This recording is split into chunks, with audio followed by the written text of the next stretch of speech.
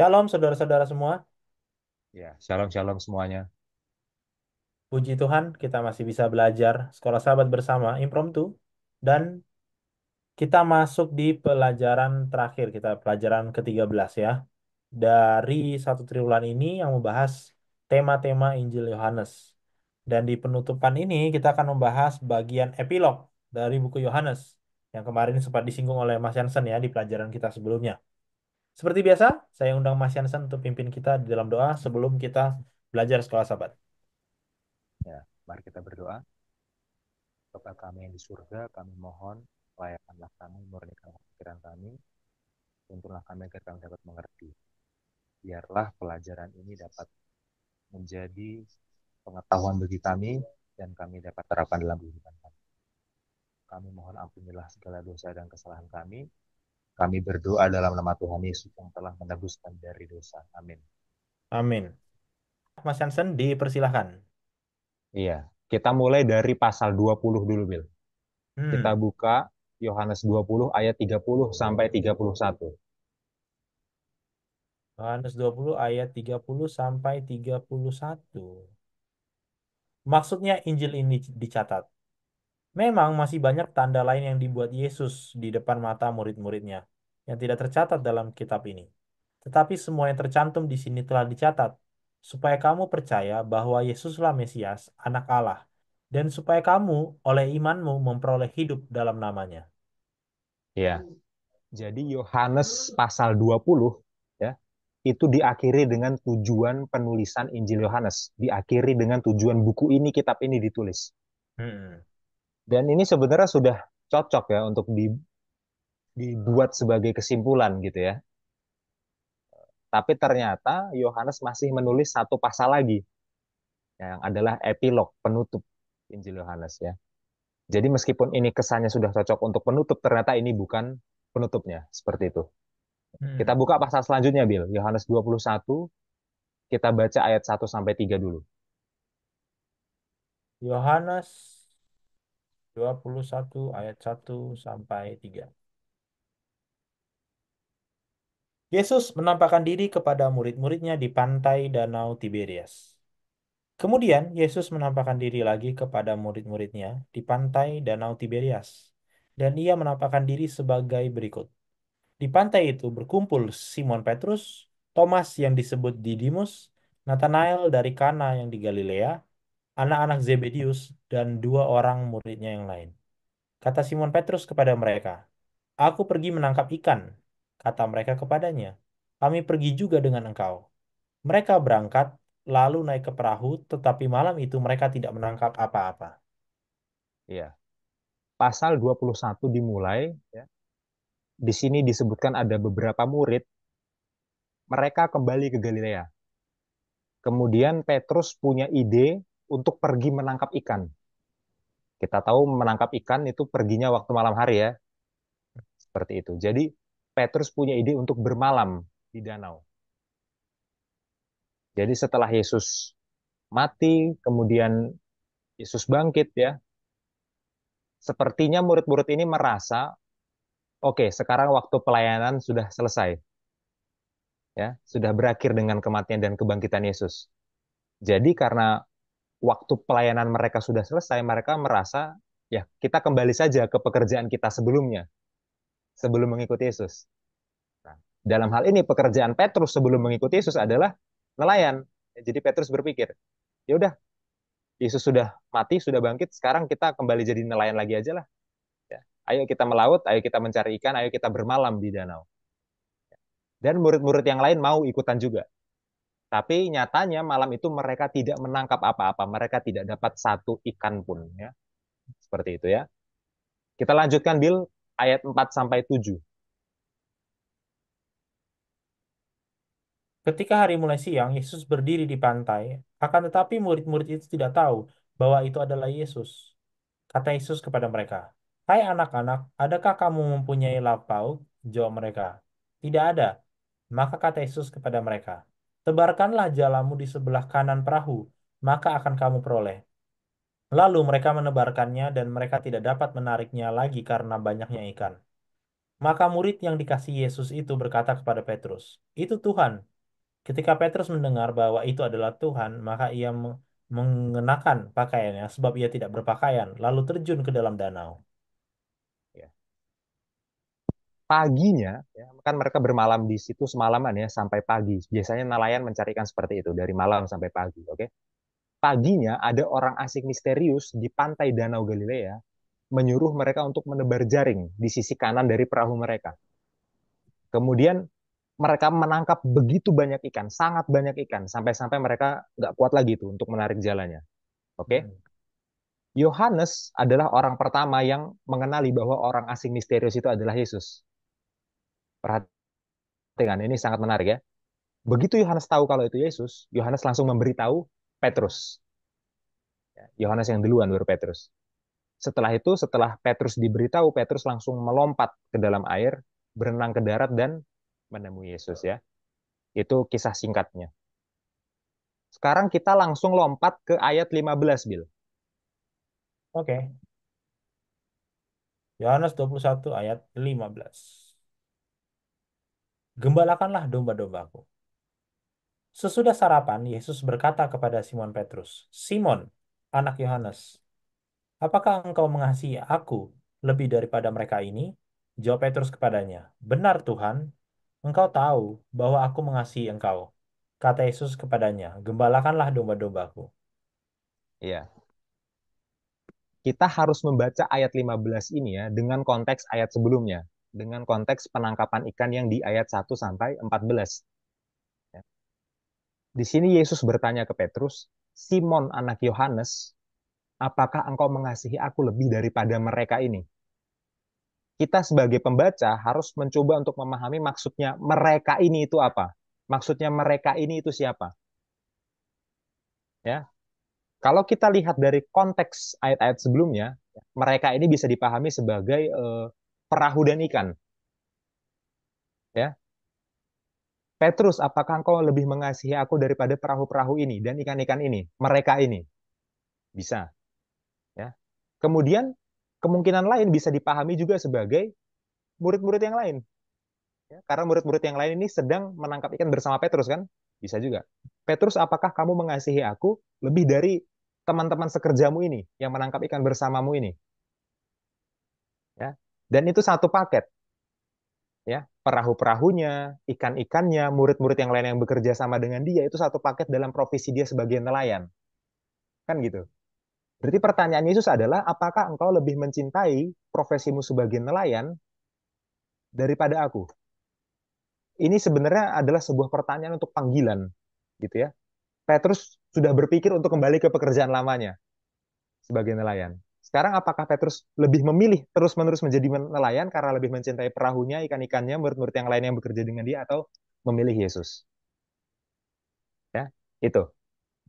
Kita harus ingat kisah Petrus sebelum-sebelumnya. Oke. Waktu Yesus menubuatkan kalau ada seseorang dari murid-muridnya yang akan mengkhianati dia, yang kita tahu orang itu adalah Yudas Iskariot ya. Waktu Yesus menubuatkan salah seorang dari murid-muridnya akan mengkhianati dia, Petrus itu langsung menjadi orang yang angkat bicara. Petrus itu vokal, ya. Kemudian Yohanes menggambarkan kepada kita ya, Petrus ini punya semangat yang tinggi untuk mengikuti Yesus. Meskipun Yesus memperingatkan kalau mengikuti Yesus itu akan ada kematian, akan ada penderitaan, tapi Petrus tetap semangat untuk mengikuti Yesus. Kita coba buka Bil, Yohanes 13 ayat 37. Yohanes 13 ayat 37. 13 ayat 37. 37. Kata Petrus kepadanya, "Tuhan, mengapa aku tidak dapat mengikut engkau sekarang? Aku akan memberikan nyawaku bagimu." Iya, perhatikan ya, apa betapa semangatnya itu apa Petrus untuk mengikuti Yesus dalam segala sesuatu meskipun konsekuensinya mengerikan, meskipun konsekuensinya adalah nyawa gitu ya. Tapi ironinya dari kisah hidup Petrus ya, Petrus yang sama yang mengucapkan janji setia seperti tadi itu adalah Petrus yang sama yang menyangkal Yesus 3 kali. Itu ironinya, seperti itu. Sekarang kita kembali lagi ke pasal 21 ya. Iya. Dan di sini ya, yang menjadi poin utama dari perkataan Petrus itu adalah Yesus, bukan dirinya sendiri lagi ya. Kalau sebelumnya Petrus itu menekankan dirinya sendiri, ya, pokoknya apapun yang terjadi aku akan bersama dengan engkau, mati pun rela. Nah, itu Petrus menekankan dirinya sendiri. Sekarang Petrus lebih menekankan ke Yesus. Ya. Eh, ya Tuhan, engkaulah yang maha tahu. Benar Tuhan, engkau tahu. Nah, jadi sekarang Petrus lebih menekankan kepada kemahatauan Yesus. Ya. Dan betul memang Yesus mengetahui segala sesuatu. Yesus tahu bahwa meskipun Petrus itu sudah mengalami kejatuhan yang mengerikan, sudah berbuat kesalahan besar, sudah menyangkal Yesus, ya, Petrus itu tetaplah orang yang punya iman dan komitmen. Ya, jadi di sini ada pengharapan bagi Petrus. Ya, Yesus tahu itu, seperti itu. Jadi waktu Yesus bertanya, apakah engkau mengasihi aku lebih dari mereka ini? Itu sebenarnya adalah sebuah pertanyaan dari Yesus kepada Petrus supaya Petrus berefleksi ya untuk menguji kekuatan janji-janjinya sebelumnya. Ayo Petrus, kamu yang sebelumnya berjanji akan setia dalam keadaan apapun meskipun harus mati, apakah janjimu itu benar-benar seperti itu? Ayo Petrus, kamu waktu itu berkhianat, menyangkal, bukan berkhianat, sorry, menyangkal. Yang berkhianat Yudas ya. Waktu itu kamu menyangkal. Ya. Apakah benar kamu mengasihi aku lebih dari mereka ini kalau kamu menyangkal seperti itu? Ya, jadi ini pertanyaan untuk menguji kekuatan janji-janji Petrus pada peristiwa sebelumnya. Seperti itu. Oke, kita lanjutkan Bil ayat 16 sampai 17. Oke, Yohanes 21 ayat 16 dan 16 7. sampai 17. Kata Yesus pula kepadanya untuk kedua kalinya, Simon anak Yohanes, apakah engkau mengasihi aku? Jawab Petrus kepadanya, benar Tuhan, engkau tahu bahwa aku mengasihi engkau. Kata Yesus kepadanya, gembalakanlah domba-dombaku. Kata Yesus kepadanya untuk ketiga kalinya, Simon anak Yohanes, apakah engkau mengasihi aku? Maka sedih hati Petrus karena Yesus berkata untuk ketiga kalinya, apakah engkau mengasihi aku? Dan ia berkata kepadanya, Tuhan, engkau tahu segala sesuatu. Engkau tahu bahwa aku mengasihi engkau. Kata Yesus kepadanya, gembalakanlah domba-dombaku. Ya. Di sini tiga kali berarti total ya. Yesus bertanya, apakah engkau mengasihi aku? Apakah Petrus mengasihi Yesus? Itu tiga kali. Dari ayat 15 sampai 17. Hmm. Dan tiga kali pula Petrus menjawab memberi penegasan bahwa iya, Petrus mengasihi Yesus. Aku mengasihi engkau gitu kan. Dan dalam setiap kasus ya, Petrus selalu ditugaskan untuk menggembalakan kawanan dombanya Yesus. Oke?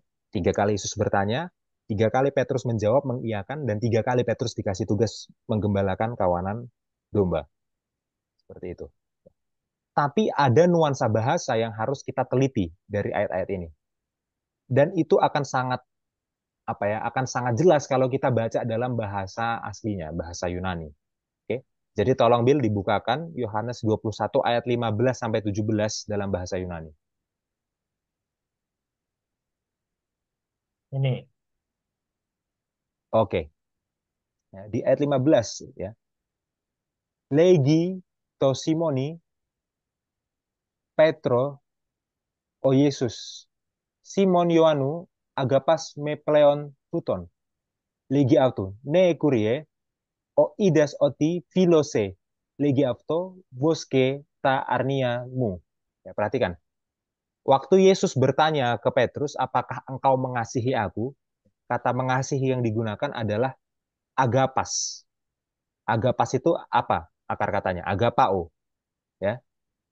Tapi Simon menjawabnya dengan ne kurie, ya Tuhan, suidas engkau tahu, oti filose, aku mengasihi engkau. Nah, jawaban Petrus bukan pakai kata agapao seperti yang Yesus gunakan. Petrus menggunakannya kata philo, berasal dari kata phileo. Oke, jadi ada perbedaan kosakata. Ya, Yesus menggunakannya agapao, kasih.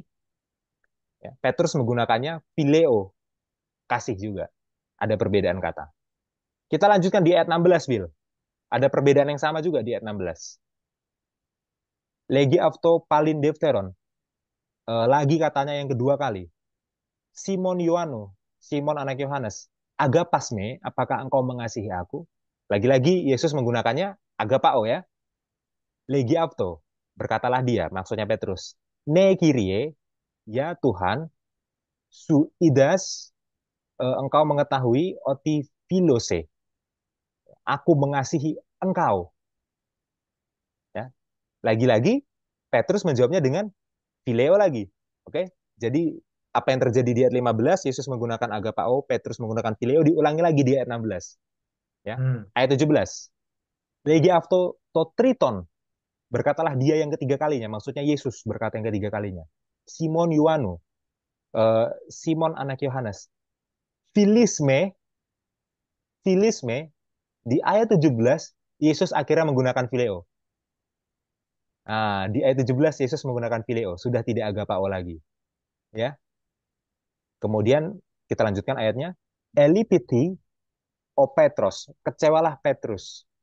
Oti ipen auto to triton filisme. Karena dikatakan oleh Yesus yang ketiga kalinya, apakah engkau mengasihi aku? Oke, jadi Petrus kecewa karena Yesus nanya hal yang sama sampai 3 kali. Ya. Keipen auto, lalu kata dia, maksudnya kata Petrus, Kyrie, Tuhan, pantasu idas, semua hal kamu tahu. Su ginoskis, engkau tahu, oti philo se, engkau tahu aku mengasihi engkau. Nah, Petrus masih pakai kata phileo di ayat 17. Oke? Jadi kalau kita mau rangkum ya, kita recap ya. Ayat 16, Yesus pakai agapao, Petrus pakai phileo. Ayat 16, Yesus pakai agapao, Petrus pakai phileo. Ayat 17, dua-duanya pakai phileo. Seperti itu ya. Nah, sekarang kita sebagai pembaca Alkitab harus menafsirkan ayat ini dan kita harus apa istilahnya? Mencermati ya. Saya pakai kata mencermati ya. Kita harus mencermati apakah ada perbedaan makna antara kedua kata tersebut, gitu ya. Kemudian saudara akan bertanya, tapi kan saya bukan penafsir Alkitab. Ya, nggak masalah. Semua orang yang membaca Alkitab itu adalah penafsir Alkitab gitu ya. Meskipun kita juga harus berkonsultasi dengan orang yang sudah lebih berpengalaman dalam menafsirkan ya, para pakar. Tapi semua orang yang membaca Alkitab itu bisa menafsirkan Alkitab ya. Jangan jangan takut gitu ya. Gini, beberapa penafsir, beberapa komentator ya berpendapat bahwa phileo itu melambangkan cinta yang lebih lebih rendah. Ya, phileo itu lebih rendah, agapao itu lebih tinggi, gitu ya. Beberapa penafsir berpendapat seperti itu. Makanya waktu Yesus ya menggunakan kata agapao, di situ Yesus sedang menantang Petrus untuk apa istilahnya? Untuk meningkatkan tingkat kasihnya, untuk meningkatkan tingkat komitmennya, gitu ya. Karena levelnya Petrus ini cuma phileo nih, levelnya Petrus. Yesus pakai kata agapao, oke? Levelmu harus di agapao. Apakah engkau agapao mengasihi aku? Gitu ya. Seperti itu. Jadi kalau kita mau parafrase kira-kira jadi kayak gini. Petrus, apakah engkau memiliki kasih yang besar terhadapku? Petrus menjawabnya, ya Tuhan, aku mengasihimu. Oke? Jadi Yesus mempertanyakan kasihnya itu besar, agapao, tapi Petrus menjawabnya, ya kasih aja, nggak yang besar-besar. Ya. Kemudian di ayat 17 baru Yesus menurunkan standarnya, gitu kan? Dikurangi harapannya, dikurangi ekspektasinya, ya. Jadi pakai phileo juga, jadi kasih yang ya yang terbatas aja gitu, yang biasa-biasa aja, nggak yang besar banget. Ya. Dan penafsiran seperti inilah yang yang diambil oleh penulis sekolah sahabat kita, ya. Baik oleh Edward Zinske ataupun Tom Shepherd ya, karena ada 2 orang yang menulis sekolah sahabat kita triwulan ini. Edward Zinske maupun Tom Shepherd berpendapat bahwa phileo dan agapao itu memang punya perbedaan. Agapao itu kasih yang lebih tinggi, ya, phileo itu lebih rendah, dan di sini Yesus sedang menantang Petrus untuk menunjukkan kasih yang lebih tinggi, komitmen yang lebih tinggi, ya, agapao bukan phileo. Oke? Tapi ada kemungkinan penafsiran yang kedua yang saya rasa harus dijelaskan juga di sini ya supaya kita punya sudut pandang yang berimbang. Eh, Menafsirkan phileo dan agapao itu sebagai 2 kata yang punya makna yang berbeda, itu ada masalahnya. Masalahnya apa? Masalahnya percakapan ini terjadinya aslinya itu bukan dalam bahasa Yunani. Percakapan ini aslinya terjadi dalam bahasa Aramaik, bahasa yang dipakai oleh orang Ibrani pada abad pertama. Oke? Jadi percakapan yang aslinya terjadi dalam bahasa Aramaik itu ditulis oleh Yohanes dalam bahasa Yunani. Ya, dalam bahasa Aramaik tidak ada variasi antara agapao atau phileo ya. Hanya ada satu kata gitu untuk kasih gitu ya dalam bahasa Aramaik. Jadi kemungkinan variasi ini bukan terjadi di omongannya secara langsung, di omongan Yesusnya atau di omongan Petrusnya. Tapi variasinya terjadi di keputusan Yohanesnya untuk menulis. Ya. Dalam bahasa Aramaiknya Yesus, dalam bahasa Aramaiknya Petrus nggak ada perbedaan. Tapi waktu Yohanes memutuskan untuk menuliskannya dalam bahasa Yunani, Yohanes membuat perbedaan itu. Jadi ini lebih ke gaya ceritanya Yohanes jadinya yang membedakan, ya Hmm. kan? Yang kedua, yang aneh adalah Petrus menjawab iya, iya dalam bahasa Yunani itu ne kyrie, ya.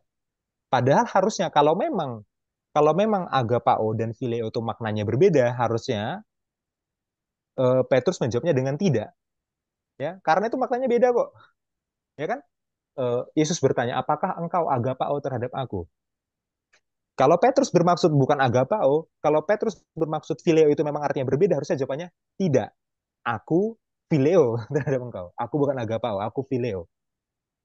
Ya, tapi Petrus tetap jawab iya, seakan-akan dua hal itu adalah hal yang sama. Ya, agapao-nya yang ditanyakan Yesus itu tetap diiyakan, tapi diiyakan dengan phileo. Seakan-akan dua itu adalah hal yang sama, yang tidak ada perbedaan maknanya. Gitu ya. Ya. Itulah kenapa akhirnya beberapa penafsir melihat ya bahwa apa agapao phileo ini tidak ada perbedaan secara signifikan ya. Ada penafsir-penafsir lain yang berpendapat bahwa agapao dan phileo ini sebenarnya hanyalah sinonim, bukan perbedaan makna yang punya signifikansi secara teologis. Ya. Argumennya secara linguistik itu dilihat dari Septuaginta, dilihat dari Septuaginta ya, karena di Septuaginta itu kan menggunakan bahasa Yunani ya. Nah, sekarang coba kita buka Bil Kejadian 37 ayat 3 sampai 4 tapi bahasa Ibraninya dulu. Kejadian 37 37 ayat 3 sampai 4. ini. Ya, ya. Saya bacakan ya. Israel dan Israel maksudnya itu Yakub ya. Ahav et Yosef mengasihi Yusuf, Mikol Banav dari seluruh anak-anaknya. Ki ben Zikunimhu karena Yusuf itu anak yang lahir pada saat dia sudah tua ya, Zaken tua. Ve'asalo dan dia membuatkan dia maksudnya si Yakub membuatkan Yusuf ketonet ya apa jubah pasim ya apa jubah yang apa berbagai macam warna gitu ya. Perhatikan di situ dalam bahasa Ibrani ya kata kasih mengasihi yang digunakan adalah ahav. Ahav ya.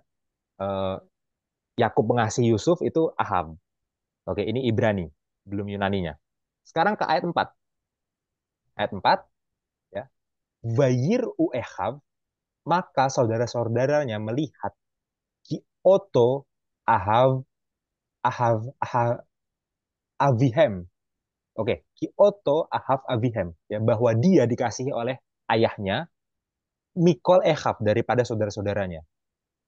Beyisne Uoto lalu mereka membencinya ya. Velo Yahlu Devaro Le Shalom dan tidak mau apa berbicara menyapa kepada Yusuf dengan damai, dengan baik-baik. Nah, gitu ya. Shalom itu ya. Nah, di ayat 30 sorry, di Kejadian 37 ayat 4 muncul lagi kata kasih ya, kasih dari Yakub kepada Yusuf dan kata yang digunakan masih sama, ahab dalam bahasa Ibrani. Oke? Ki oto ahav avihem bahwa dia dikasih oleh ayah mereka. Ya kan masih sama ahab dalam bahasa Ibrani. Jadi ini dua kata yang sama persis dalam bahasa Ibrani ya dengan makna yang sama persis, oke? Kita harus tekankan itu. Sekarang kita lihat bagaimana cara Septuaginta menerjemahkan bahasa Ibrani ini. Kita buka Kejadian 37 ayat 3 dan 4 dalam versi Septuaginta. Oke. Bagi para penonton yang baru yang belum tahu ya, Septuaginta itu adalah terjemahan bahasa Yunani dari Alkitab Perjanjian Lama yang aslinya bahasa Ibrani. Ya. Dari bahasa Ibrani, bahasa aslinya diterjemahkan ke Yunani, dan terjemahan ini sudah kuno, diterjemahkan kira-kira 300 tahun sebelum Yesus lahir. Oke, di situ dua kata, ya, dua kata yang sama maknanya, bahkan itu dua kata yang sama persis dalam bahasa Ibrani, Ahav, diterjemahkan dengan dua kata Yunani yang berbeda. Ini menariknya ya. Di ayat 3 menggunakan kata agapa. Ya, lihat. Yakov de igapa ton Yosef. Di ayat 3. Ya, Yakub mengasihi Yusuf. Pakainya agapao di ayat 3. Tapi di ayat 4 ya, pakainya adalah fili. Dikatakan o pater fili. Pater bapak ya, maksudnya bapaknya itu Yakub ya. Fili, fileo, oke? Okay? Jadi apakah di sini ada perbedaan makna antara agapao dan fileo? Tidak ada perbedaan makna sama sekali. Karena pada dasarnya itu berasal dari dua kata Ibrani yang sama, ahav, dengan makna yang sama persis. Tapi penerjemah Septuaginta memutuskan pakai dua kata Yunani yang berbeda. Ahav yang pertama pakai agapao, ahav yang kedua pakai phileo. Seperti itu. Ya, menarik. Kita buka lagi ayat yang lain dalam perjanjian lama ya. Amsal 8 ayat 17. Oke, ya. Ani oheveha ehav. Aku mengasihi mereka yang mengasihi aku. Oke. Di situ ada dua kali kata kasih muncul ya. Ani oheveha, akar katanya ahav. Ehav, akar katanya ahav juga. Jadi dalam Amsal 8 ayat 17 muncul dua kali kata kasih dan sama-sama pakai kata ahav. Ya. Perhatikan bagaimana Septuaginta menerjemahkannya. Tolong, Bill. Proverbs 37:8 8 ayat 17. ayat 17. Yuk. Iya. Ego tus eme filontas agapo. Nah, perhatikan. Ego tus eme filontas dari kata phileo, agapo dari kata agapao. Oke? Ya. Amsal 8 ayat 17 bahasa Ibrani-nya pakai dua kata yang sama, ahav dua kali dengan makna yang sama, tapi bahasa Yunani-nya menerjemahkannya dengan dua kata Yunani yang berbeda. Ahav yang pertama pakai phileo, ahav yang kedua pakai agapao. Berarti kalau kita ikuti dari bahasa Ibrani-nya, maka bahasa Yunani-nya phileo dan agapao di sini artinya sama, sama-sama mengasihi ahav tadi dalam bahasa Ibrani. Ya, Hmm. seperti itu. Itulah kenapa dari observasi dari pengamatan ini ya, itulah kenapa salah satu kamus yang paling major ya, kamus yang paling utama dalam studi bahasa Yunani itu berpandangan bahwa memang agapao dan filio ini sebenarnya adalah sinonim ya. Nah, kita buka bidek. Orang sebutnya BDAG, yaitu singkatan dari nama penulisnya ya.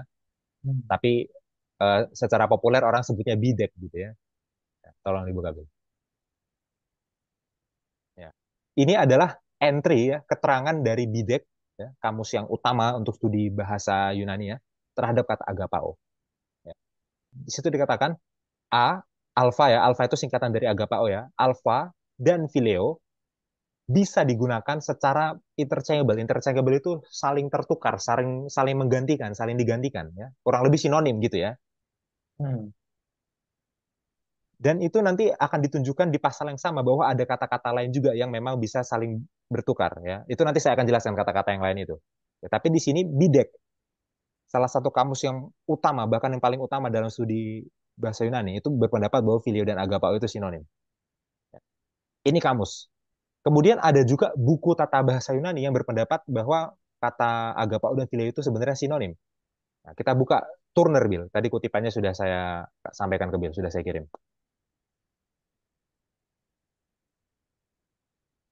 Turner ya, dalam bukunya yang berjudul A Grammar of New Testament Greek, apa? Tata bahasa-bahasa Yunani Perjanjian Baru. Ini bukunya bukunya tulisannya Turner ya, dan di volume 4 dia membahas khusus tentang style, tentang gaya bahasa kan gitu ya. Turner menunjuk pada penggunaan sinonim yang tidak perlu secara rutin oleh Yohanes untuk memberikan variasi pada narasinya. Jadi maksudnya gini, ini sebenarnya bukan sebuah perbedaan makna. Itulah maksudnya sinonim yang tidak perlu, dalam tanda kutip ya, yang tidak perlu ya. Jadi nggak ada perbedaan makna yang signifikan, nggak ada perbedaan teologis. Ini hanyalah sinonim yang digunakan sengaja untuk kasih variasi supaya nggak monoton. Ya, Yohanes pakai dua kata yang berbeda untuk satu hal yang sebenarnya sama, Hmm. gitu ya. Itu. Dan memang Yohanes itu punya dua kata untuk banyak hal, ya, untuk banyak hal. Kita nggak bisa bahas semuanya, tapi saya sebutkan aja. Yohanes punya dua kata untuk mencintai, ya tadi, agapao dan phileo, yang artinya sama tapi itu digunakan untuk variasi. Yohanes punya dua kata untuk mengirim, menyembuhkan, meminta, berbicara, melakukan, memberi makan, ya, domba, mengetahui. Ya. Kalau kita baca di seluruh Injil Yohanes, dalam kata-kata yang diterjemahkan sebagai kata-kata ini dalam bahasa Indonesia, ya, itu bahasa Yunani ada dua, dan itu sinonim. Bukan bukan untuk sebuah pembedaan makna teologi, bukan, tapi itu untuk variasi supaya bahasanya nggak monoton. Ya. Secara sastra seperti itu ya. Makanya kita buka satu commentary Bill dari Leon Morris. Ya. Tadi kutipannya sudah saya kirim. Oke, ya. Tidak ada perbedaan secara mendasar pada penggunaan oleh Yohanes untuk melihat perbedaan antara kedua kata kerja ini. Ini Morris ya, Leon Morris dalam komentarnya terhadap Injil Yohanes. Oke. Dan ada satu buku ya yang ditulis oleh Leon Morris juga. Buku itu mempelajari secara mendalam contoh-contoh yang banyak sekali jumlahnya ya, contoh-contoh variasi kosakata dalam Injil Yohanes. Tapi kita nggak bisa bahas satu persatu ya. Ya, jadi Leon Morris menulis sebuah sebuah buku yang judulnya adalah Studies in the Fourth Gospel. Apa? Studi untuk Injil yang keempat, maksudnya Injil Yohanes. Dari buku itu ada salah satu babnya yang judulnya ini, variasi, variation, a feature of Johannine style, sebuah ciri khas dari gaya Yohanes. Di bab itu dia menjelaskan dengan detail bahwa Yohanes itu punya variasi kosakata yang beragam untuk maksud yang sama, supaya nggak monoton gaya bahasanya. Itu memang apa istilahnya? Jiwa sastranya Yohanes untuk menulis seperti itu. Ya, tanpa harus kita pahami sebagai perbedaan makna, apalagi perbedaan teologi ya, seperti itu ya. Kita kembali lagi Bill ke Yohanes 21 ayat 17 bahasa Indonesianya. Ya. Itulah kenapa di ayat 17 ya, eh, Petrus itu sedih ya, hatinya sedih. Bukan karena Yesus mengganti kosakatanya dari agapao ke phileo, bukan. Bukan karena itu. Ya, karena kita lihat ya, di ayat 15 Yesus pakainya agapao, ayat 16 pakai agapao, ayat 17 Yesus pakai phileo. Nah, Petrus sedihnya bukan karena perubahan itu, tapi Petrus sedihnya kenapa? Karena Yesus bertanya sampai 3 kali, gitu kan? Maka sedih hati Petrus karena Yesus berkata untuk ketiga kalinya. Itu yang bikin sedih, ya. Bukan karena perubahan kata dari agapao ke phileo. Jadi kalau Petrus sedihnya bukan karena itu berarti memang kemungkinan besar tidak ada bedanya gitu ya.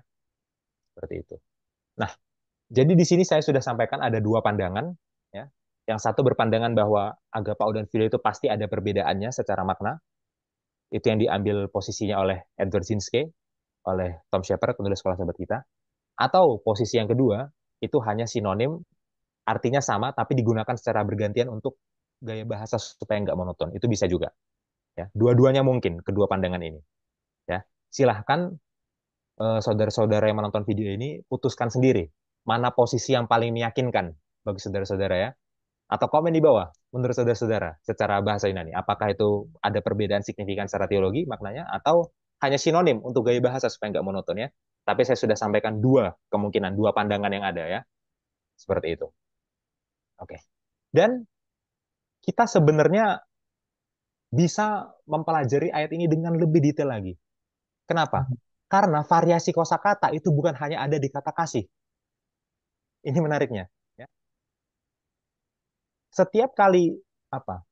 Setiap kali Yesus bertanya, kemudian Petrus menjawab, kemudian Yesus memberikan tugas gitu ya. Tugasnya gembalakanlah domba-dombaku. Setiap kali Yesus berkata gembalakanlah domba-dombaku, itu selalu ada perbedaan kosakata untuk menggembalakan dan untuk dombanya. Kata yang digunakan untuk menggembalakan itu berbeda, kata yang digunakan untuk domba berbeda dalam 3 kali itu. Kita buktikan, kita buka bahasa Yunaninya, Bil.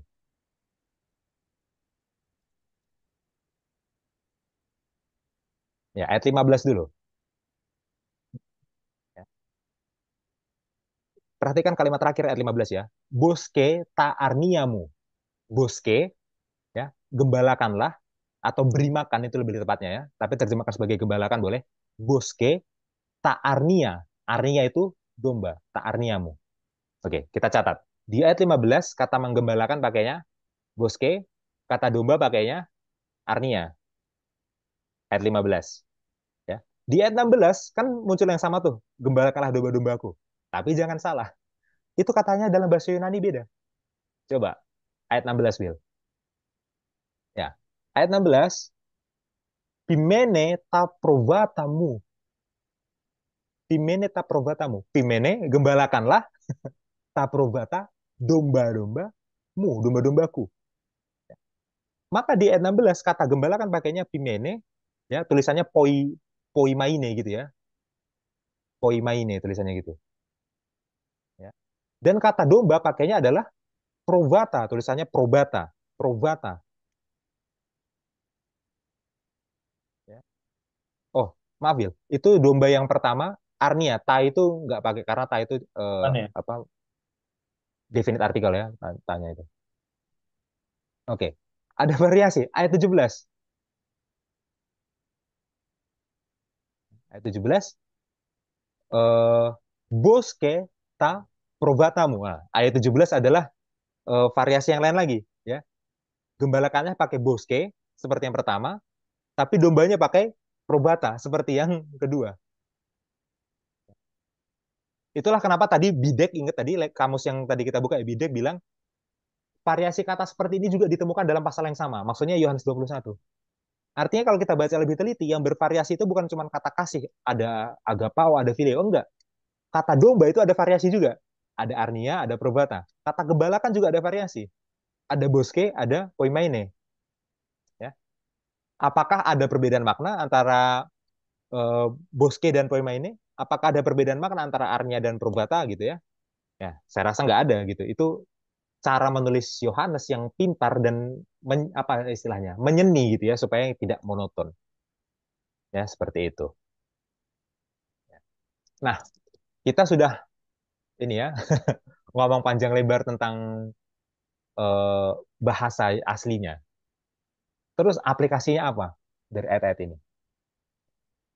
Gini, kita coba bandingkan peristiwa Petrus menyangkal Yesus yang ada di Injil Yohanes dengan yang ada di Injil Lukas. Di Injil Lukas itu kisahnya kurang lebih apa lebih mendalam lah gitu ya di Injil Lukas. Lukas mencatat bahwa Petrus itu bukan hanya menyangkal Yesus. Tapi menurut catatan Lukas, waktu ayam berkokok, Yesus itu waktu itu sedang berada di halaman rumah imam besar ya. Yesus yang sedang berada di halaman rumah imam besar itu menatap langsung kepada Petrus. Itu detail yang cuma ada di Lukas. Waktu Petrus menyangkal Yesus, Yesus menatap langsung kepada Petrus. Dan waktu itu Petrus langsung teringat akan janji kesetiaannya yang sudah dia sampaikan dengan percaya diri pada momen-momen sebelumnya. Pada saat itu Petrus langsung teringat juga dengan apa nubuat Yesus bahwa dia akan mengkhianati Yesus pada saat Yesus menatap matanya Petrus itu. Ya. Dan yang terjadi pada saat itu apa? Petrus keluar, Petrus menangis dengan sedihnya. Ya. Itu kita bisa baca di Lukas 22 ayat 62. Bagaimana Petrus keluar dan menangis. Jadi apa istilahnya? Kesalahan yang telah dibuat oleh Petrus ya, menyangkal Yesus. Itu bukan hal yang sepele ya. Waktu Petrus melakukan kesalahan itu, setelah dia sadar akan kesalahannya, itu kurang lebih menghancurkan mental kerohanian dari Petrus sendiri. Ya. Rasa bersalah itu loh, itu menghancurkan Petrus sendiri. Sekarang di Injil Yohanes ya, kisah rekonsiliasi antara Petrus dengan Yesus itu adalah kisah bagaimana Petrus dipulihkan. Sebenarnya ini adalah kisah pemulihan Petrus. Bukan sebuah kebetulan ya, Petrus menyangkal Yesus sebanyak 3 kali. Ya. Dan di sini Yesus bertanya 3 kali, ya kan? Petrus menjawab apa istilahnya? Petrus menyatakan kasihnya kepada Yesus di sini juga 3 kali. Ya. Jadi kalau sebelumnya Petrus menyangkal Yesus 3 kali, sekarang kondisinya dibalik. Sekarang Petrus dipulihkan dengan menyatakan kasihnya kepada Yesus 3 kali, persis dibalik. Gitu ya. Dengan begitu, ya, dengan keadaan Petrus yang sudah dipulihkan ya, maka Petrus sudah siap untuk kembali dalam pelayanan. Ya, jadi dia nggak perlu apa istilahnya, kembali ke pekerjaan lamanya sebagai nelayan gitu loh. Ya, dengan pemulihan ini, Petrus sudah siap untuk kembali melayani.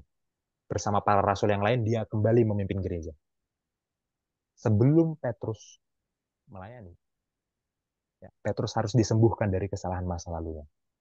Sebelum Petrus melayani, Petrus harus harus disembuhkan dari sejarah masa lalunya ya, yang menyangkal Yesus itu.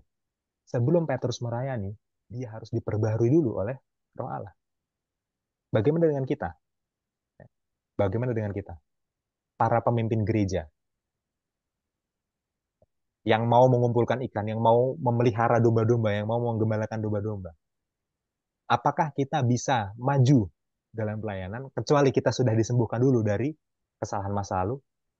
Apakah kita bisa maju dalam pelayanan kecuali kita sudah disembuhkan dulu dari sejarah masa lalu? Para awam yang juga terlibat dalam pelayanan, bukan hanya para pemimpin, bukan hanya para pendeta, para tua, para awam yang terlibat dalam pelayanan.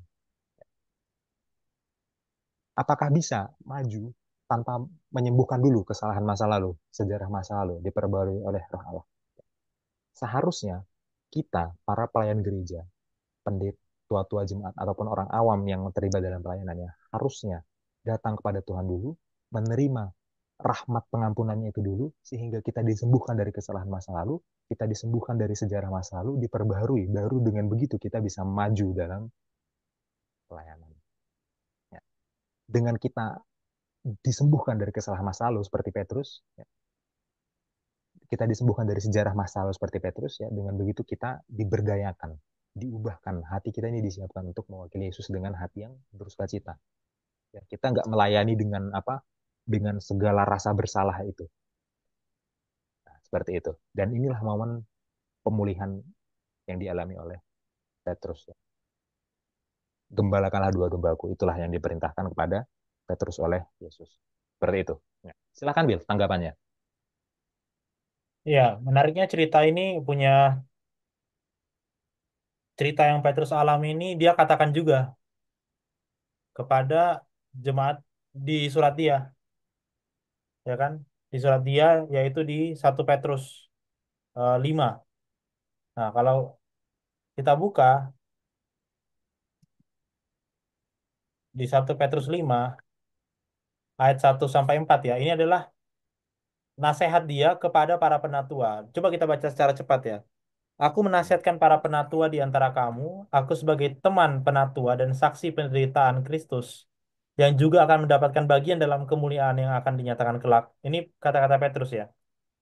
Gembalakanlah kawanan domba Allah yang ada padamu. Jangan dengan paksa, tapi dengan sukarela sesuai dengan kehendak Allah. Dan jangan karena mau mencari keuntungan, tapi dengan pengabdian diri. Janganlah kamu berbuat seolah-olah kamu mau memerintah atas mereka yang dipercayakan kepadamu, tapi hendaklah kamu menjadi teladan bagi kawanan domba itu. Maka kamu, apabila Gembala Agung datang, kamu akan menerima mahkota kemuliaan yang tidak dapat layu. Jadi, waktu Yesus bilang, gembalakanlah domba-dombamu,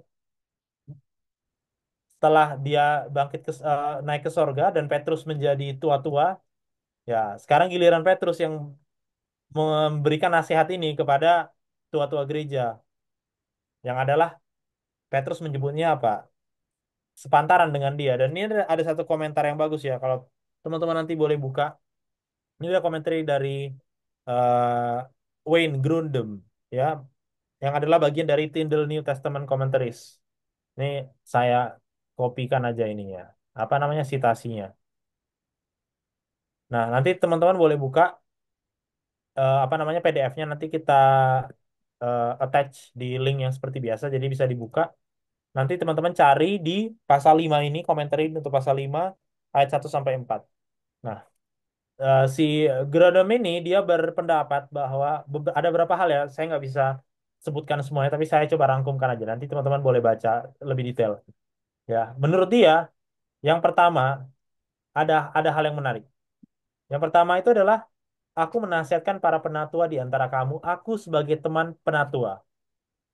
Jadi Petrus menyamakan dirinya dengan apa namanya penatua lainnya. Meskipun dalam hal ini Petrus sebenarnya lebih senior, gitu kan? Karena dia rasul gitu. Dia rasul, tapi dia tidak membuat senioritas. Dia bilang, "Ya aku juga teman sepenatua." Gitu ya. Itu yang pertama, menyamakan dirinya. Dan dia, Petrus, ini menarik, menggunakan saksi, mengidentifikasikan dirinya sebagai saksi penderitaan Kristus. Nah, ini si Grundem bilang, ini agak menarik karena apakah Petrus itu saksi penderitaan Kristus? Kan pada kabur semua. Saksi Ya, penderitaan Kristus kan cuma Yohanes, betul. secara literal. Tapi kenapa Petrus menggunakan saksi penderitaan Kristus? Dia bisa aja pakai saksi kemuliaan Kristus karena dia melihat Yesus dimuliakan di atas gunung, mungkin. Atau Hmm. saksi apa yang lain gitu, mukjizat Kristus. Tapi dia buat saksi penderitaan Kristus. Nah, di sini Grundem berargumentasi bahwa sebenarnya ini adalah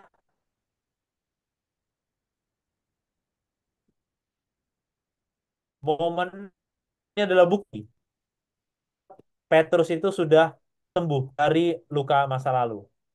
Dari luka masa lalu. Karena sebenarnya dia bisa bilang aja bahwa sayalah yang menyangkal Kristus gitu kan. Tapi dia nggak mau bahas itu lagi. In a sense, saya saya udah lewat, itu masa lalu saya gitu loh. Jadi dia mengidentifikasi dirinya sebagai saksi penderitaan Kristus. Nah itu menarik ya. Lalu yang dibilang yang akan mendapat bagian dalam kemuliaan. Ini ya. Petrus bilang dia akan mendapat bagian dalam kemuliaan. Akan itu berarti dia belum mendapat bagian dari kemuliaan. Kenapa? Karena kemuliaan yang Petrus maksud dinyatakan kelak itu adalah ketika Yesus datang kedua kali. Petrus sedang tidak berbicara kemuliaan yang dia lihat secara eksklusif di atas gunung, yang dia lihat sama Yohanes dan teman-temannya yang eksklusif itu, inner circle-nya Yesus. Dia nggak sebut itu, tapi kemuliaan yang akan dia dapat itu nanti, belum sekarang, dinyatakan kelak. Nah, lalu dia bilang, gembalakanlah kawanan domba Allah yang ada padamu. Jangan dengan paksa, tetapi dengan sukarela, sesuai dengan kehendak Allah. Nah, di sini Grundem mengutip tiga dosa atau tiga apa ya kebiasaan buruk para pelayan gereja dari komentarinya Calvin. Nah, ini menarik ya. Tiga kebiasaan buruk pelayan gereja. Nah, ini coba saya buka IPAB-nya ya. Jadi ini nanti teman-teman bisa bisa buka sendiri. Ini saya tunjukkan saja. Ini ya. In exhortation pastor to their duty, he points out three vices, especially which are often yang paling sering terjadi kepada pendeta dan juga pelayan. Yang pertama, sloth, kemalasan, desire for gain, kemarukan untuk mendapatkan keuntungan, and lust for power. Ya, dan apa namanya? Keinginan untuk mendapatkan kekuasaan. Jadi, kemalasan, keinginan untuk mendapatkan kekuasaan dan kemarukan. Nah, jadi tadi kalau Mas Jansen bilang kita sebagai para pendeta, pelayan, dan juga para orang awam yang terjun dalam pelayanan, anggota majelis dan semuanya lah, harus sembuh dari dosa masa lalu. Nah, komentarnya bilang ini yang biasanya terjadi dalam pelayanan, ya, kemalasan, keinginan untuk mendapatkan kekuasaan dan kemarukan. Dan hal itulah yang Petrus larang. Ingat ya, jangan dengan paksa, tetapi dengan sukarela. Ya, argumennya Grundem kalau teman-teman baca nanti dia bilang tidak boleh ada paksaan apa artinya? Kalau kamu tidak siap, kamu jangan iyakan. Jangan karena mau kedudukan kamu iyakan. Padahal sebenarnya kamu nggak mampu. Itu ada. Tapi kita nggak bisa sampai ke dalam itu. Nanti teman-teman baca sendiri. Tapi itu bagus ya. Cukup pastoral lah. Apa namanya pembahasan yang Grundem ini ya. Nah jadi itu. Lalu di ayat 4 dibilang, maka kamu apabila Gembala Agung datang, kamu akan menerima mahkota kemuliaan. Stefanos ya. Kata yang sama yang digunakan di Wahyu. Yang tidak dapat layu. Jadi pada akhirnya baik Petrus maupun maupun penatua yang sebenarnya adalah junior dia, dua-duanya itu sebenarnya mencontoh Gembala Agung. Jadi semua orang, semua pelayan, contoh utamanya adalah Gembala Agung yang akan memberikan hadiah pada akhirnya. Tapi uniknya di sini Petrus bilang, hendaklah kamu menjadi teladan. Nah, ini unik. Lah, kan teladannya Kristus. Kenapa di sini Petrus bilang di ayat 3, tetapi hendaklah kamu menjadi teladan bagi kawanan domba. Jadi, Petrus sadar bahwa dalam komunitas kita, meskipun ya teladan kita kan mau ikut Tuhan, tapi pada saat kita punya posisi pelayan, penatua, pendeta, kita akan dilihat orang. Nah, pertanyaannya, apakah orang melihat Tuhan di kita atau tidak? Itu dia pertanyaannya. Jadi memang Petrus mengakui, oke, gembala agung, gembala yang ultimate, yang paling tinggi itu Tuhan Yesus. Tapi kita sebagai pelayan akan dilihat orang, suka tidak suka, akan menjadi teladan. Nah, sekarang teladan apa yang kita berikan? Begitu ya. Jadi ini ada sedikit tambahan, 6 poin secara cepat. Kalau teman-teman mau baca lebih lengkapnya, baca sendiri. Ada 4 halaman, nggak panjang kok di bagian ini gitu ya. Jadi tadi waktu Mas Hansen bilang, Yesus bilang gembalakanlah domba kepada Petrus. Sekarang Petrus meneruskan itu kepada penatua-penatua lainnya pada saat Jemaat mula-mula. Itu ya. Mungkin itu Mas Hansen, sedikit tambahannya dari cerita ini. Ya.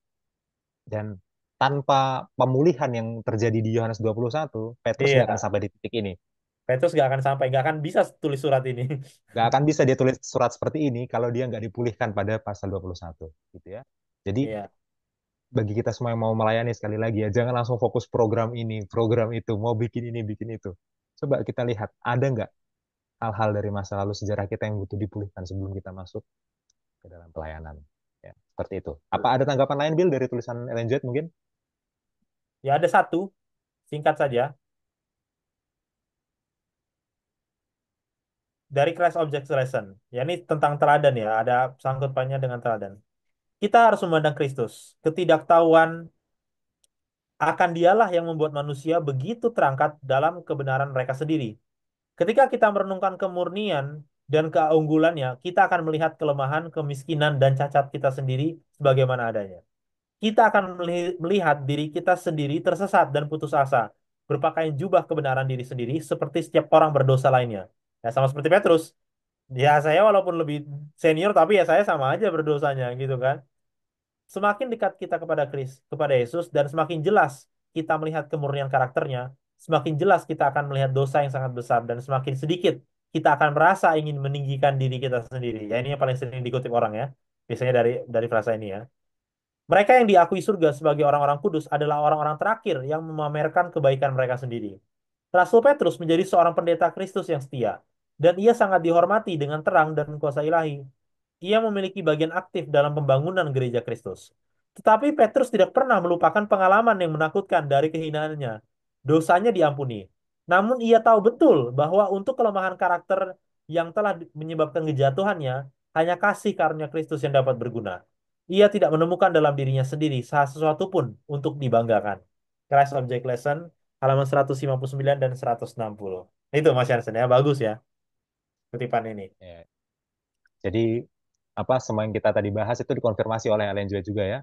Dan Iya, ini apa istilahnya sangat apa saya bilangnya ya, sebuah komentar yang sangat hangat dari Ellen White ya, langsung iya, menyentuh aplikasinya gitu ya. Tuhan. Oke. Baik, kalau gitu kita lanjutkan, Bill.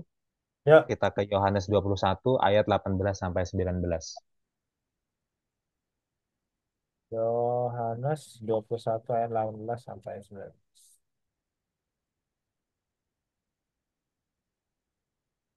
Aku berkata kepadamu, sesungguhnya ketika engkau masih muda, engkau mengikat pinggangmu sendiri dan engkau berjalan kemana saja kau kehendaki. Tapi jika engkau sudah menjadi tua, engkau akan mengulurkan tanganmu dan orang lain akan mengikat engkau dan membawa engkau ke tempat yang tidak kau kehendaki. Dan hal ini dikatakannya untuk menyatakan bagaimana Petrus akan mati dan memuliakan Allah. Sesudah mengatakan demikian, ia berkata kepada Petrus, ikutlah aku. Ya, ini ada satu kata yang perlu kita garis bawahi ya, kemuliaan. Iya, Perhatikan, kemuliaan menurut Yohanes dengan kemuliaan menurut Petrus itu beda. Beda. Kalau Petrus tadi di suratnya ngomong kemuliaan itu maksudnya kedatangan Yesus yang kedua, Hmm. ya kan? Itu dalam suratnya Petrus. Tapi sekarang ini Petrus nggak lagi cerita autobiografi di sini. Di sini Petrus diceritakan oleh orang lain, oleh Yohanes. Iya. Nah, Yohanes menggunakan kata kemuliaan itu untuk berbicara tentang kematian, ya kan? Kita tahu ya. Struktur Injil Yohanes saja kita udah tahu kan, apa momen kematian Yesus itu digambarkan sebagai kemuliaan. Itu kita udah pelajari dari pelajaran-pelajaran sebelumnya, gitu ya. Jadi waktu Yesus mati di kayu salib itu adalah momen dia dimuliakan. Ya, salib itu sebagai tahta. Sekarang kondisi yang sama berlaku bagi Petrus. Ternyata pelayanan Petrus itu tidak hanya mencakup menggembalakan domba. Itu satu, dan itu harus. Tapi ternyata lebih dari itu. Ternyata Petrus juga diberikan sebuah kesempatan martir, untuk mati, mati syahid ya. Dan kemartirannya itu memuliakan Allah. Ya. Di ayat 19 ya. Dan hal ini dikatakannya untuk menyatakan bagaimana Petrus akan mati dan memuliakan Allah. Jadi kematian Petrus itu akan memuliakan Allah sama seperti kematian Yesus itu juga adalah kemuliaan Yesus itu sendiri. Kematian Petrus akan menjadi kemuliaan bagi Allah, kan gitu ya. Oke. Sekarang kita lihat uh, isi nubuatan kematian Yesus ya, isi nubuatannya. Di ayat 18 itu ada frasa bahwa Petrus, ketika Petrus masih muda, Petrus akan mengikat pinggangnya sendiri dan berjalan kemana saja dia mau. Oke, Petrus akan mengikat pinggangnya sendiri dan berjalan kemana saja dia mau. Apa maksudnya Petrus mengikat pinggangnya sendiri, Petrus berjalan kemana saja dia mau? Ya, eh, ini sebenarnya adalah sebuah peribahasa yang umum di zamannya Yesus ya. Mengikat pinggang sendiri, berjalan kemanapun dia mau, itu maksudnya adalah seseorang itu punya kebebasan. Ya, jadi kalau dibilang Petrus, waktu engkau muda, engkau akan mengikat pinggangmu sendiri, berarti engkau akan punya kebebasan. Petrus, engkau akan pergi kemana saja kamu mau, itu berarti Petrus masih punya kebebasan. Ya, ini waktu Petrus masih muda loh. Ya. Kemudian apa yang terjadi waktu Petrus tua? Dikatakan, tetapi jika engkau sudah tua, ya, masih ayat 18 ya, 18b ya, tetapi jika engkau sudah tua, engkau akan mengulurkan tanganmu dan orang lain akan mengikat engkau dan membawa engkau ke tempat yang tidak kau kehendaki. Ya, sekarang dia mengikat udah nggak mengikat sendiri lagi, ya, diikat sama orang. Sekarang dia pergi bukan atas kehendak sendiri lagi, tapi perginya dibawa oleh orang lain. Artinya apa? Waktu Petrus tua, Petrus sudah tidak punya kebebasan. Ya, itu makna makna dasarnya nubuatan ini. Jadi dinubuatkan oleh Yesus Petrus, waktu kamu muda kamu akan punya kebebasan, tapi waktu kamu tua kamu nggak punya kebebasan lagi. Oke? Tapi ada makna ganda di sini. Ada makna ganda. Ya. Dan ini hanya kita bisa baca dalam bahasa Yunaninya. Kita buka Bil, bahasa Yunaninya. Perhatikan ya, di ayat 18, kata mengulurkan tangan, kata mengulurkan tangan, itu dalam bahasa Yunaninya adalah ekstenis. Ekstenis. Ya. Dan ekstenis itu adalah gaya bahasa yang digunakan untuk apa? Untuk penyalipan. Ya. Penyalipan itu kan mengulurkan tangan, ekstenis ya. Tangan kita tuh extend. Ya, bahasa Inggris extend dalam bahasa Inggris itu juga dari kata ini dalam bahasa Yunani ya. Ya. Tangan kita tuh extend, terulur waktu kita disalib gitu ya. Waktu seseorang disalib, bukan kita waktu seseorang disalib itu tangannya terulur, extend, extenis ya. Ke atas ya. Itu ya. Thanks. Dan memang eh, bapak-bapak gereja ya, bapak-bapak gereja setiap kali mereka menggunakan apa mendeskripsikan penyaliban mereka itu pakai kata ini dalam bahasa Yunani, kata ekstenis ini. Jadi ini memang kata yang rujukannya jelas kepada penyaliban, kepada kematian di kayu salib. Oke. Selanjutnya, selain kata ekstenis ya, ada kata zosi, ada kata zosi ya, diikatnya. Zose ya, dari kata dasarnya adalah zonumi. Kata dasar zonumi, diikat. Kita tadi sudah membaca bahwa diikat ini maknanya adalah kebebasan. Jadi kalau kita mengikat diri sendiri artinya kita bebas, kalau kita diikat orang lain artinya kita nggak bebas. Itu makna pertama dan itu benar. Tapi makna keduanya adalah dia benar-benar secara literal akan diikat di kayu salib. Itu makna literalnya ya. Jadi di sini selain menubuatkan bahwa Petrus akan punya kebebasan waktu muda, Petrus nggak punya kebebasan waktu tua, itu pertama. Di sini juga dinubuatkan bahwa tangan Petrus akan terulur, tangannya akan diikat, Petrus akan disalib. Ya. Jadi di sini sudah dinubuatkan bahwa Petrus akan mati dengan cara yang sama seperti Yesus. Kalau Yesus mati disalib, Petrus juga akan mati disalib. Oke? Kalau salib itu adalah tempat Yesus dimuliakan, kematian Petrus juga akan memuliakan Yesus. Ya. Dan dari keterangan Bapak Gereja ya, Eusebius ya, kita tahu bahwa waktu Petrus di Roma, Petrus itu dihukum salib, tapi dia menolak disalib dengan keadaan apa normal gitu ya, karena itu adalah cara mati Tuhanku kata Petrus ya, dia nggak layak untuk disalib dengan keadaan normal. Akhirnya Petrus minta disalibnya terbalik aja, ya kan?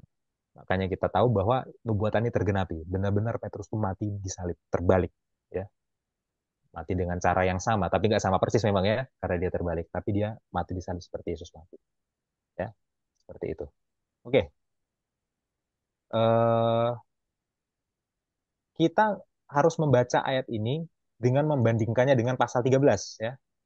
Nah, coba Bill, ini penting ini. Pasal 13 ayat 30 sampai 38, tolong buka. 13 ayat berapa tadi? Sorry. 36 sampai 38. Tadi kita udah buka sebenarnya sedikit ayat 37-nya, tapi kita ulangi lagi. Hmm. Yesus memperingatkan Petrus. Simon Petrus berkata kepada Yesus, Tuhan, kemanakah engkau pergi? Jawab Yesus, ke tempat aku pergi engkau tidak dapat mengikuti aku sekarang, tapi kelak engkau akan mengikuti aku. Kata Petrus kepadanya, Tuhan, mengapa aku tidak dapat mengikuti engkau sekarang?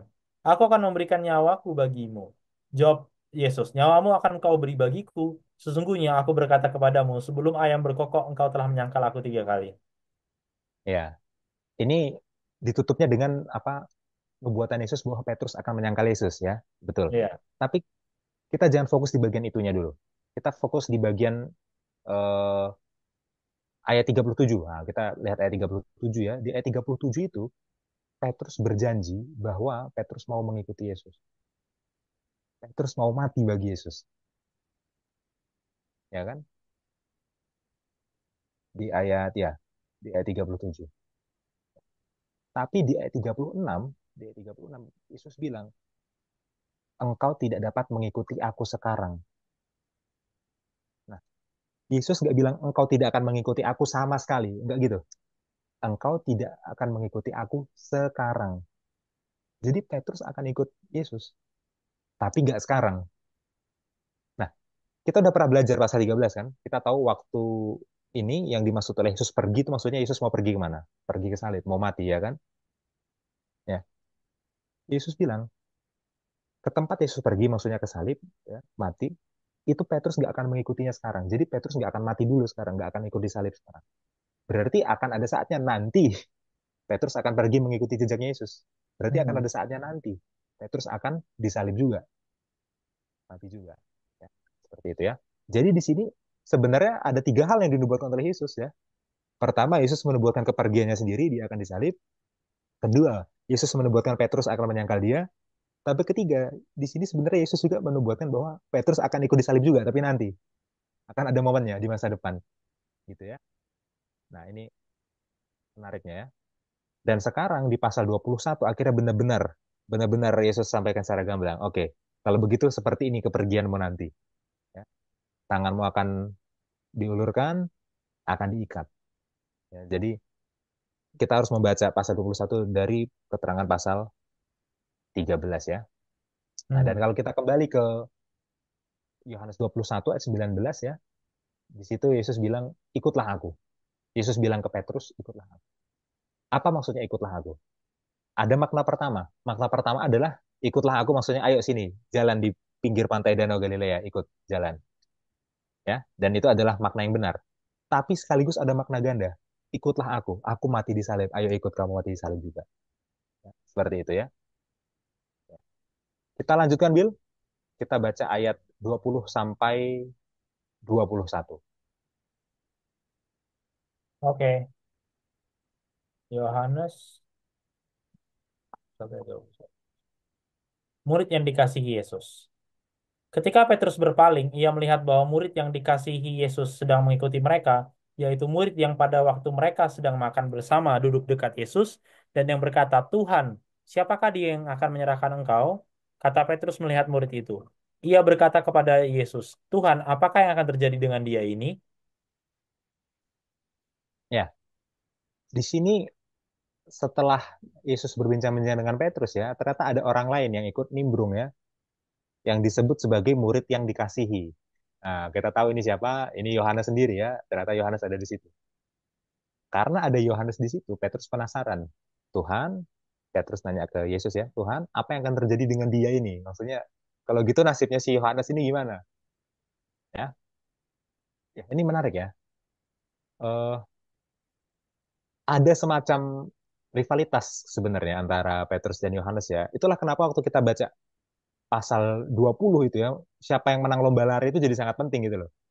Ya. Apakah waktu lari ke kubur itu Yohanes yang nyampe duluan atau Petrus yang nyampe duluan itu sangat penting masalah siapa yang lari lebih cepat gitu kan. Ya. Dan di sini ya Petrus baru saja diberitahu dia akan akan mati menyusul Yesus ya dan matinya dia itu akan memuliakan Yesus dengan cara yang sama lagi. Ya. Bagi kita itu mengerikan tapi bagi Petrus itu kehormatan kan. Hmm, Kehormatan. Makanya Paulus bilang mati adalah keuntungan. Kan konteksnya dalam hal seperti itu ya. Mati untuk kebenaran dalam persekusi kan gitu-gitu kan.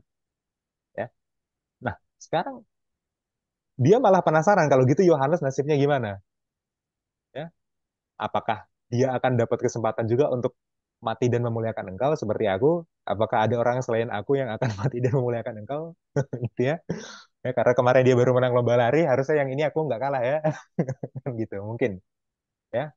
Maksudnya ada berbagai macam kemungkinan-kemungkinan yang bisa kita baca di ayat ini gitu ya. ya, ya, ya, ya, Tapi harusnya harusnya harusnya fokusnya Petrus nggak ke situ kan. Ya, ya. harusnya fokus Petrus itu bukan bagaimana Yohanes akan mati.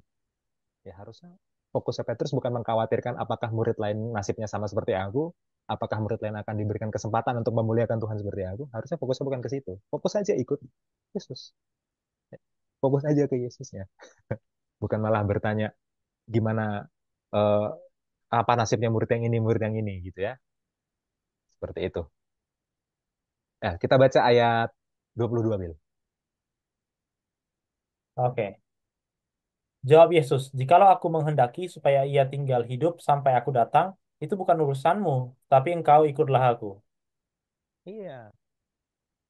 Kalaupun itu ya, kalaupun Yohanes dikehendaki untuk hidup sampai Yesus datang yang kedua kali, itu bukan urusannya Petrus.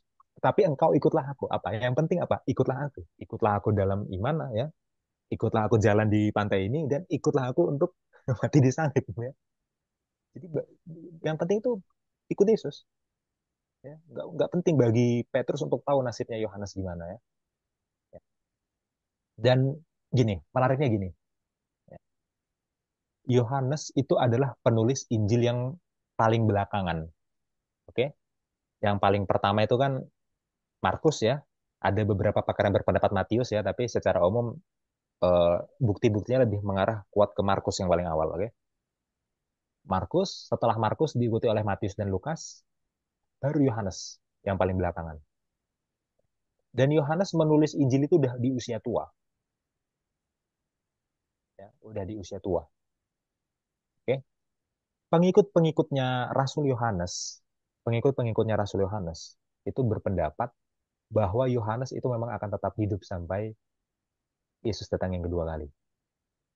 Itu pengikut Rasul Yohanes. Dan kita tahu ya, sekarang itu Yesus belum datang yang kedua kali. Dan Yohanes sudah meninggal kurang lebih 1900 tahun yang lalu. Jadi Yohanes nggak tetap hidup sampai Yesus datang yang kedua kali. Kita udah tahu itu. Ya. Dan ini Yohanes sudah di usia tua, ya, dia sebentar lagi meninggal gitu kan. Jadi semakin tua Yohanes, semakin tinggi pengharapan pengikut Yohanes bahwa Yesus akan datang yang kedua kali. Karena mereka yakin ini orang nggak akan meninggal.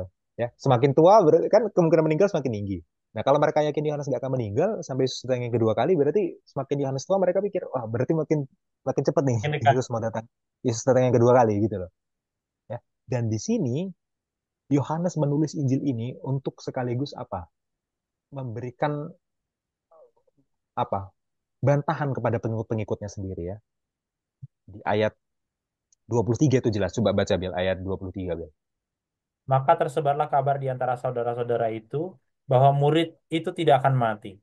Tapi Yesus tidak mengatakan kepada Petrus bahwa murid itu tidak akan mati, melainkan jikalau aku menghendaki supaya ia tinggal hidup sampai aku datang, itu bukan urusanmu. Iya, ya. Tersebarlah kabar di antara saudara-saudara itu. Tersebarlah kabar di antara para pengikut gitu kan. Bukan hanya 12 tapi ke seluruh orang Kristen bahwa Yohanes ini nggak akan mati. Tapi kan Yesus nggak bilang gitu. Yang Yesus bilang ke Petrus apa? Kalau aku menghendaki supaya ia hidup sampai aku datang, itu bukan urusanmu. Jadi poinnya apa? Bukan urusanmu. Hmm. Mau dia hidup sampai Yesus datang, mau dia mati duluan, itu bukan urusanmu. Tapi Yesus kan nggak pernah bilang kalau Yohanes akan hidup sampai Yesus datang yang kedua kali. Ya, jadi di sini Yohanes mau meluruskan ke para pengikutnya sendiri bahwa itu kabar hoax gitu ya. Ya, ya kita tahu memang akhirnya Yohanes usianya paling panjang di antara kedua belas rasul. Dia satu-satunya murid yang nggak mati martir. Dia satu-satunya murid yang mati secara alami gitu kan di Pulau Patmos. Tapi tetap aja dia nggak hidup sampai Yesus datang yang kedua kali. Iya, Itu kabar burung. Yesus nggak bilang gitu ke Petrus. Yesus bilang, kalau memang itu kehendakku, itu urusanku, bukan urusanmu ya. Jadi yang paling utama itu fokus ke Yesus ya. Bukan ke orang lain ya. Yesus aja, hanya Yesus, juru selamat kita. Ya, ya. Mungkin orang di sana di sini bisa mengecewakan kita, tapi jangan fokus ke orang ya. Sama seperti Petrus, jangan fokus ke Yohanes kan gitu ya. Nah, kita juga jangan fokus ke orang lain, fokus ke Yesus. Ya, memang nggak ada kabar burung kayak gini, nggak ada kabar hoax kayak gini di kita. Tapi maksudnya poinnya adalah fokusnya ke Yesus itu poinnya. iya, Nah, setuju. silahkan bilang tanggapannya. Ya, ada satu kutipan dari Last Day Events. Dikatakan seperti ini. Kita akan mendapati bahwa kita harus melepaskan semua tangan, kecuali tangan Yesus Kristus. Sahabat-sahabat akan terbukti berkhianat dan akan mengkhianati kita. Tetapi kita dapat mempercayakan tangan kita kepada tangan Kristus di tengah kegelapan dan bahaya. Satu-satunya cara agar manusia dapat berdiri teguh dalam pertikaian adalah dengan berakar dan berlandaskan pada Kristus. Mereka harus menerima kebenaran sebagaimana adanya di dalam Yesus. Dan hanya jika kebenaran itu disampaikan seperti itu, maka kebenaran itu dapat memenuhi kebutuhan jiwa.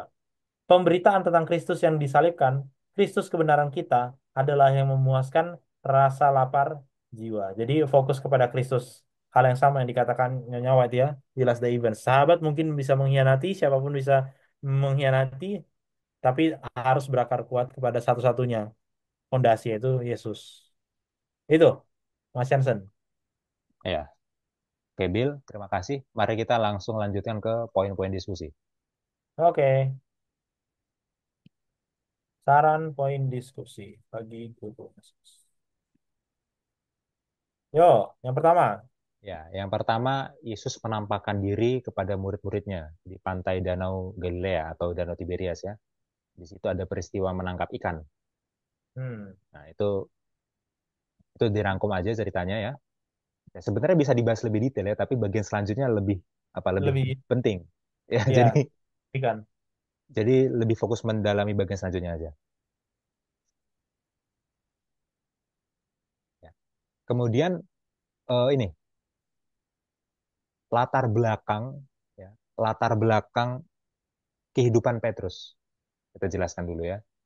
Bagaimana sebelumnya dia itu vokal, ya. Bagaimana sebelumnya dia itu apa mengklaim ya mau mati untuk Yesus gitu ya. Itu jelaskan. Tapi justru dia malah menyangkal Yesus. Nah, itu latar belakangnya ya. Kemudian eh, bahas dialognya, bahas dialog antara eh, Yesus dengan Petrus ya. Terutama pada pembahasan bahasa Yunani. Variasi kata mengasihi dalam bahasa Yunani ada dua, ada agapao dan phileo. Ya. Ada dua pandangan, ada dua pandangan di situ. Ada yang berpandangan bahwa agapao dan phileo itu punya perbedaan makna.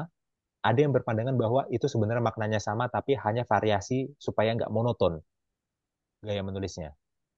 Nah, saudara putuskan sendiri mana yang lebih meyakinkan. Ya.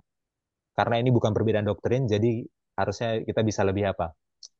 Kita bisa lebih fleksibel dalam perbedaan-perbedaan yang seperti ini ya. Ini bukan Terbuka perbedaan lah, lebih doktrin, terbuka.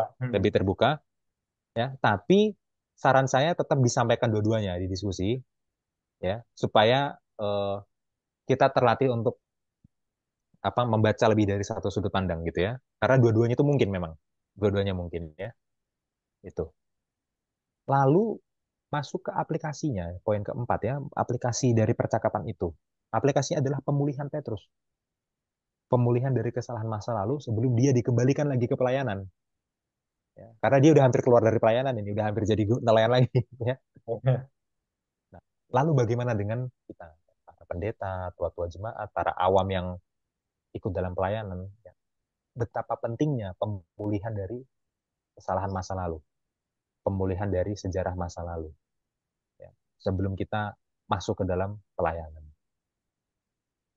Itu sangat penting ya. Kalau waktunya cukup, ya, sebuah pelajaran yang sangat indah itu dari Petrus, dari suratnya dalam 1 Petrus 5 ayat 1 sampai 4 ya.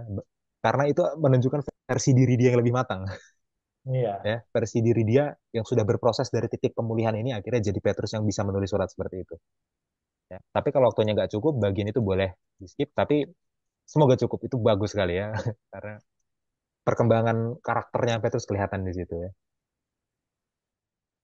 Itu ya. Kemudian masuk ke ini, nubuatan kematian Petrus. Ya. Ada dua makna ya. Yang pertama, dia yang awalnya bebas jadi tidak bebas. Yang kedua, Hmm.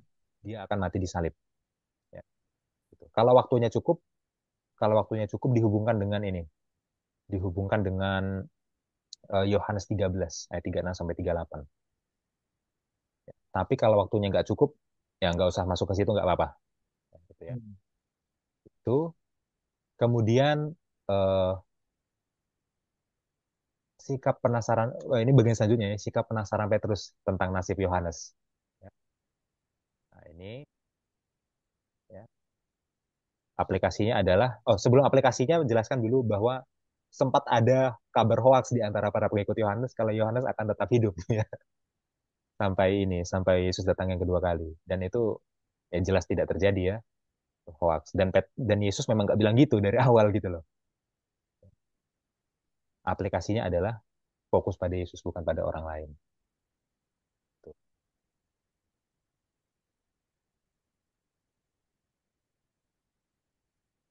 Ya, ini adalah sebuah cerita yang cukup kaya ya, jadi ya sebuah pelajaran yang sangat indah ya. Sama seperti Injil Matius, Injil Markus, Injil Lukas ya, di bagian akhirnya selalu ditutup dengan pelajaran untuk gereja, untuk pelayanan. Yohanes juga menutupnya dengan pelajaran untuk gereja, untuk pelayanan. Walaupun yang di Markus itu sebenarnya itu tambahan penyalin Iya, kalau yang di Markus ya. Tapi akhirnya setelah ditambahkan penyalin, akhirnya itu penutupnya. Ya, itu kita ya. harus akui. Dan akhirnya keempat Injil penutupnya sama, pesan untuk gereja, untuk pelayanan. Ya, itu Bill. Ya, oke. Terima kasih Mas Jansen atas diskusi kita. Ini menutup juga pelajaran sekolah sahabat kita untuk 1 triwulan ini ya. Jadi kita sudah kenyang lah, bukan kenyang banget, tapi kita sudah 2 triwulan berturut-turut bahas Injil, gitu kan? Markus dan Yohanes. Nah, kita tunggu nih selanjutnya kita akan bahas apa. Yang pasti akan semakin seru ya. Nanti mungkin mereka mau masuk ke bagian lain, apakah eksegesis lagi atau tema keluarga. Saya belum tahu judul sekolah sahabat yang barunya ya. Nanti kita lihat. Tapi semoga ini bisa membantu kita untuk belajar, terutama bagi guru sekolah sahabat untuk mengajar di UKSS masing-masing dan ya ini sebuah tantangan bagi kita ya, karena pelajaran ini bagi kita semua gitu ya, tidak hanya bagi pelayan gereja, tapi bagi pengikut Kristus karena disuruh ikutlah aku gitu kan. Ya, sampai di sini pelajaran sekolah sahabat kita. Saya akan tutup di dalam doa. Mari kita bersatu dalam doa. Bapa kami di sorga, terima kasih Tuhan atas berkat-Mu, atas hikmat yang Kau berikan kepada kami yang sudah belajar sekolah sahabat. Dengan segala keterbatasan kami Tuhan, biarlah Engkau memberkati pelajaran ini, supaya kami boleh mengerti dan boleh menerapkannya dalam kehidupan kami. Kami berdoa secara khusus untuk guru-guru sekolah sahabat yang akan mengajar di UKSS masing-masing, berikanlah mereka hikmat dan berikan mereka kuasa supaya kami boleh mengerti dan bantu kami Tuhan untuk bisa membagikan firman ini kepada orang lain. Terima kasih Bapa di sorga, ampuni segala dosa kami, dalam nama Tuhan Yesus kami berdoa. Amin. Amin. Oke, sampai di sini pelajaran kita. Shalom semuanya. Shalom, shalom semuanya.